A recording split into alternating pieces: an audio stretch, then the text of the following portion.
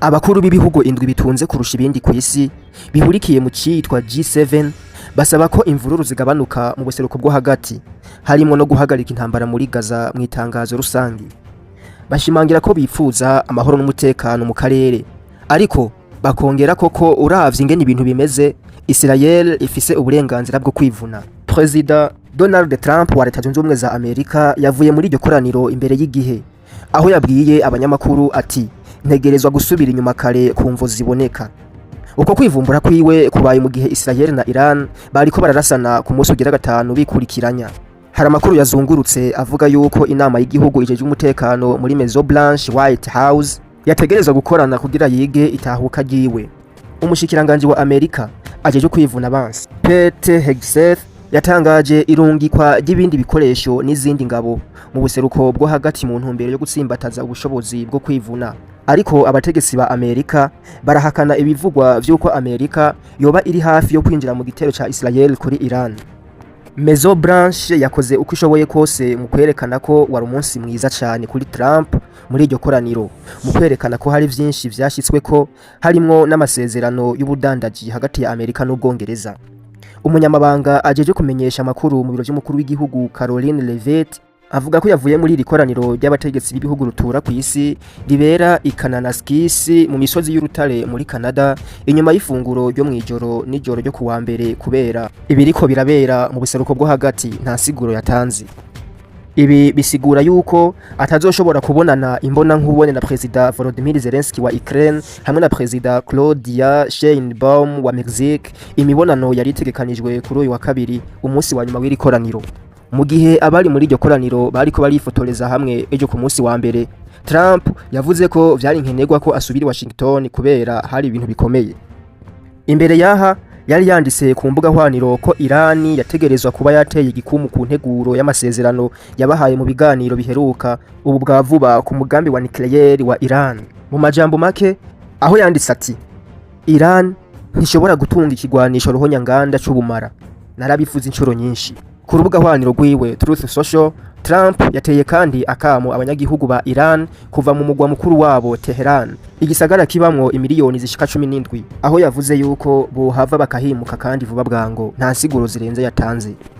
Inyuma y'akanya gato ibinyamakuru vya Iran vyatangaje ko mu gaturuturu ko kuri uwo munsi wa kabiri humvikanye ibiturika bikomeye n'ibikoho bijejwe gukingira ikirere i Tehran.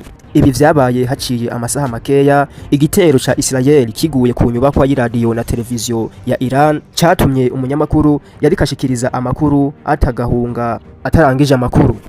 Muri Israel inzamba zo kugabisha ibitero vyo mu kirere zasamiranye i Tel Aviv humvikana n'ibiturika igihe Iran yariko irasiba ibisasu vya misile kuri iki gihugu ku yindi ncuro. Abategetsi b'ibihugu bari muri iyo nama bavuga ko batahuye ko vyari ngombwa ko Trump acira inama hagati. President Emmanuel Macron w'Ubufaransa yavuze ati nyimba Leta Zunze Ubumwe za Amerika zishobora gushika ku masezerano yo guhagarika intambara, ico ni ikintu ciza.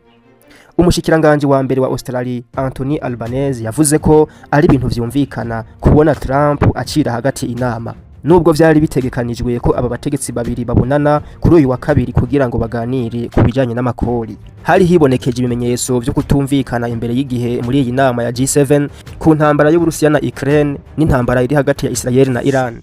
Imbonesha kure CBS ikorana na BBC muri Amerika yavuze ko Trump yategura kwiyamiriza itangazo ry'iyi nama ku ntambara ya Iran na Israel.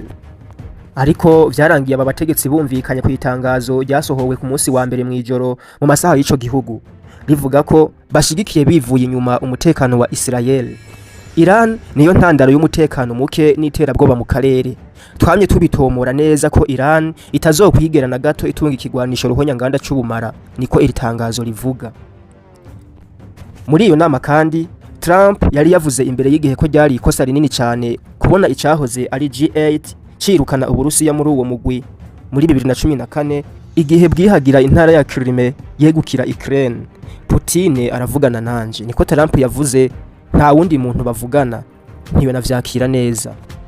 Ariko kandi hari intambwe kanaka yashyiswe ko mu gihe Trump n'umushikiranganje wa mbere w'Ubwongereza Sir Keir Starmer bateye igikumu ku masezerano ajanye n'amakori. Trump yabwiye abanyamakuru ko Ubwongereza bwikingiye neza cyane amakori yo muri kazoza ku bidandazwa biva hanze.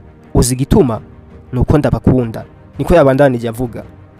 Ejo ku munsi wa mbere nyene habaye amasezerano hagati y'umushikiranganje wa mbere wa Canada Mark Carney na Trump, aho Carney yavuze ko ibi bihugu bibiri bishobora gushika ku masezerano y'ubudandaji mu misi 30 mu ntumbero yo gutorera umuti ikibazo c'amakori ku bidandazwa biva hanze.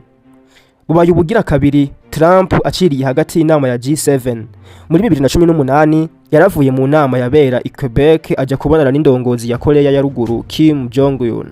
Israel ivuga yuko igenzura ikirere ca Iran kuva itanguye intambara yayo yo mu kirere ku wa kane w'indwi heze mu gitero yakoze giturumbuka kigahitana intwaza ngabo nkuru za gisirikare zitari nke hamwe n'abahinga b'ivya nucleaire. Ariko rero Israel isa nitashitse ku ntego yayo yo gusenyura umugambi wa nucleaire wa Iran.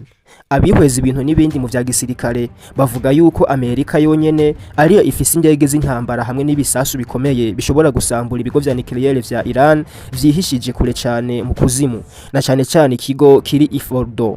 Ibitero vya Israel bimaze guhitana abantu n'imiburiburi 224 muri Iran nkuko bitangazwa n'ubushikiranganje bwa Iran bujeje amagara y'abantu. Muri Israel leta ivuga yuko abantu n'imiburiburi 24 bamaze kwitaba Imana.